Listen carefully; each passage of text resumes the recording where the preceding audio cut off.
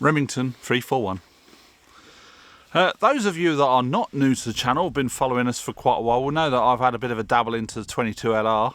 I had the Norinco, was it a JW15? I think? Oh, synthetic, bolt action. Then I had the Bergara BMR 22LR with the silencer on it. Fantastic rifle. I just wasn't using it, and I needed to buy some bits for the car, so I sold it, complete thing, got quite a good price for it. But to stay in the 22LR game, I thought I'd treat myself to, the sun's gone in now, but a bit of an antique. This is a Remington 341 Sportmaster, I think it says. Yeah, the Sportmaster. Model 341 22LR. 22 short, long or long rifle. Pat pending. Now these were only made for a few years. Back in the...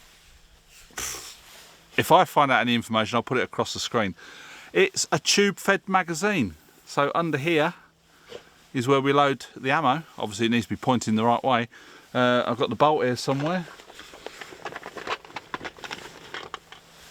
I will do a bit of a video. I'll film it up on the bench. It has got a very unique loading system in there. It's well used. A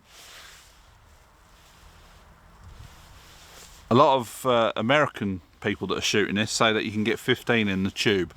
I'm not sure if we can, because obviously in France we're only allowed 10+1 on our license. So whether this one slipped through the net because it's an antique, I do not know. But it feels like a nice action on the bolt.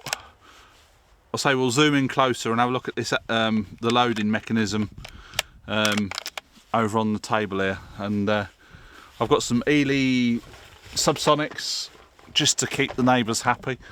Yeah, Ely subsonic hollow, 38 grain, 50 rounds. I won't be shooting that much today, but yeah, so let's crack on, load it up. Well, we'll have a quick look on the table, we'll get it loaded up and we'll see how accurate it is. It is open sights only, iron sights. They do say that this is probably best for 25 yards-ish. I don't know. Oh, I see. You lift that up and just slide that little thing in and out. We'll have a look at it, and my eyesight and open sights might not be great, so we'll have to do a bit of sort of close range shooting. Great for pest control, I'm assuming. No way of fitting a silencer on the end that it's not a threaded barrel, but it's just a good bit of old school Remington, basically. Here comes the sun again, upsetting the bloody camera. Right, let's crack on. So this is the loading mechanism. As you push the bolt in,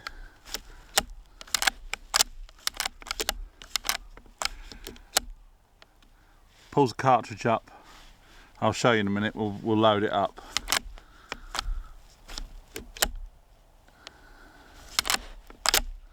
Let's get it loaded up. Take this piece out, turn it and pull it out, like so. Then we're going to drop ammo down in the bottom there. Pointing them forwards, just drop them in.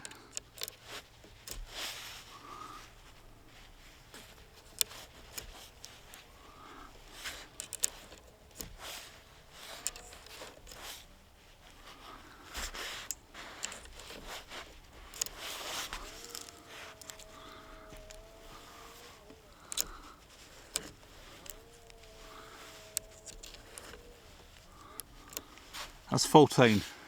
Then slide the rod back in. You can see that comes past there. They'll all then go up inside that tube on a spring.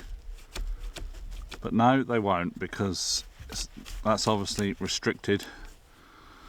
So take some of these out.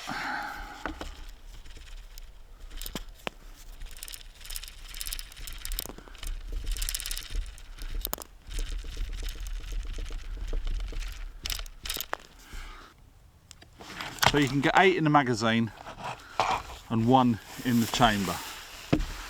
So let's just have a look here.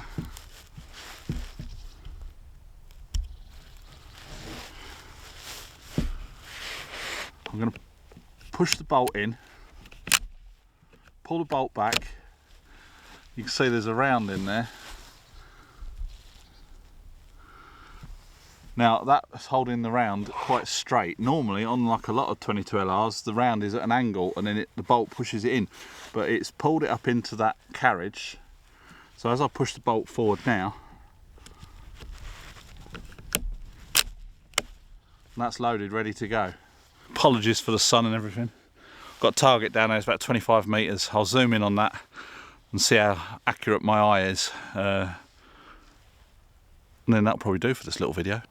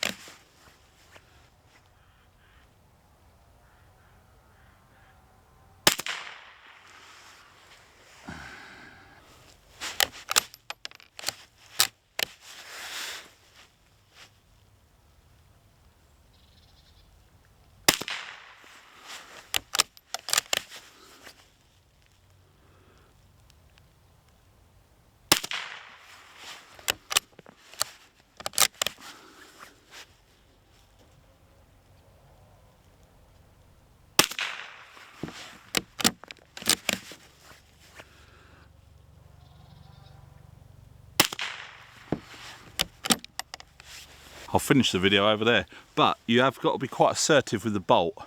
It works perfectly. I'm going to wheel down there, get the target. Now, bearing in mind with my eyesight, scopes are obviously always better, and I haven't got this range thing dialed in. I don't know. I have got some instructions downloaded as a PDF. Oh, yeah, we're empty.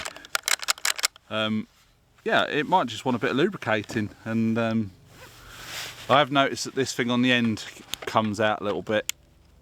It needs a new pin putting in it, really. I don't know, I'll have to look at that. Whether I keep it or sell it, I don't know, but it's quite accurate from what I can tell. I'll go down there, get the targets, and we'll finish off in the back of the car. Now, as I said, I don't know if I mentioned it, I wasn't really knowing what to expect with this. It's just a nice antique. Is it worth keeping it? I only paid 240 euros for it, and I wasn't going to carry on with my licence because I've only got air rifles and stuff now, so it is empty. When it arrived, the stock was loose on the barrel, or it's just one screw. Tightened it up, that was all sorted that out. The trigger's fairly heavy compared to like the Bergara, but it's not. I've had worse. I've got air rifles that have got heavier trigger than this. I can only get 8. Was it 8? Yeah, 8 in the magazine, 1 in the chamber. So it's an 8+1. That will be due to this piece here, which comes out like so, and that thing there is spring loaded. But if you can see, I'm getting the light, there's a crimp there, so you can only get that amount of. Well, these are 22 long rifle. Yeah,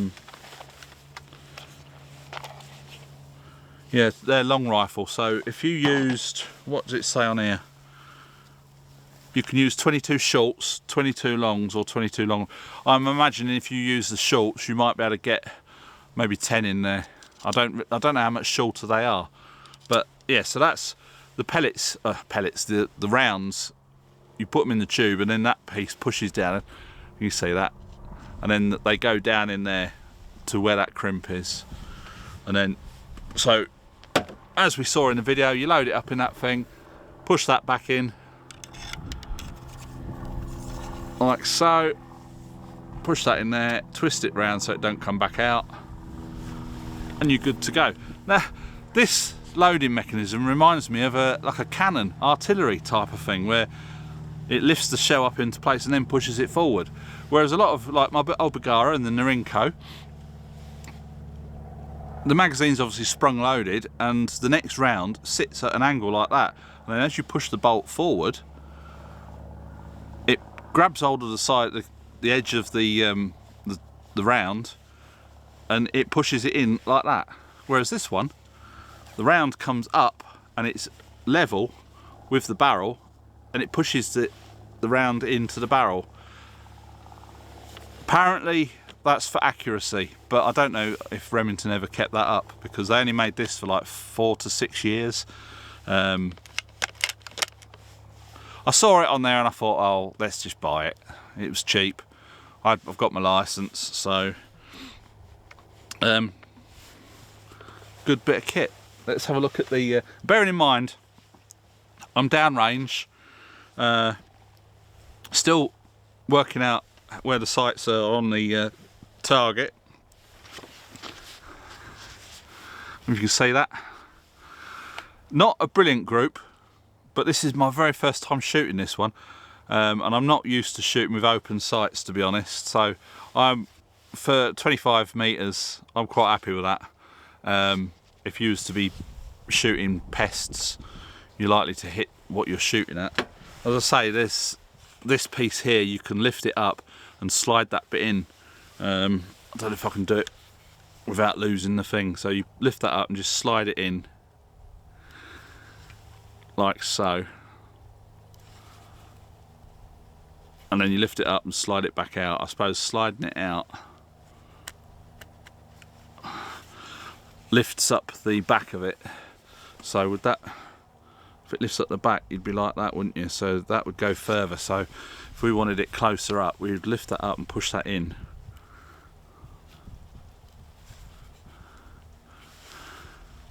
Come on. I'll have to take it all apart and give it a good clean. That will be the best bet, won't it? Yeah, I'm quite chuffed with that. I don't know whether to keep it or not. I'll say I wasn't gonna bother with my license again, but it's nice to have a 22 LR in the gun safe, isn't it? Bolt action. Until I can afford something, you know, nice. I don't know what that would be, but just something for a bit of backyard plinking. At the moment I've got plenty of air rifles to be getting on with, so that will keep me quiet. But I don't know if you can see the markings on there. Anyway, that's it. The Remington 341. What's it say here? Sportmaster trademark model 341-22LR. Remington Arms Company Incorporated. Made in the USA. Yeah. Thoroughly good bit of kit. It's not going to be a long distance 22LR. It's just a bit of backyard plinking. If you're able to, backyard bunnies, that kind of thing. Rats.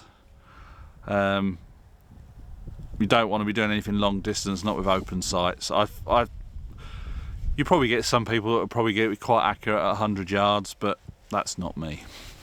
Anyway, I hope you enjoyed this video, and a bit of a throwback to the 1930s. It sounds a long time ago, but as far as technology goes, it's still a bolt action 22LR, which I know the action's slightly different, but they've not really progressed much in nearly 100 years, have they? But so yeah, if I keep it, I might do something with the stock, because it's a little bit battered about. There is a big chip out the bottom of it, and you can see that when we get it in the sun. Big gouge out of it there. It's old, isn't it? I don't know the exact, yeah, I don't know, I'd have to find the, I think the serial number. Oh, there we go. It says 122872. I don't know if that's the serial number. If I do restore it, I'll do a video on it, and but it'll be in the queue, because I've got the other bit. Well, it might take priority over the other air rifles that I've got, depending on parts. So yeah, hope you enjoyed this video. I walked down memory lane. Some of you might have shot one of these before, or something similar. I think the previous model to this, was it the 34 or 40? There's so many out there. Anyway, I'm going to wrap this video up because I'm just talking bollocks now, aren't I? Hope you enjoyed this video. Please give it a big thumbs up. Subscribe if you haven't already, and I'll catch you in the next one. Bye for now.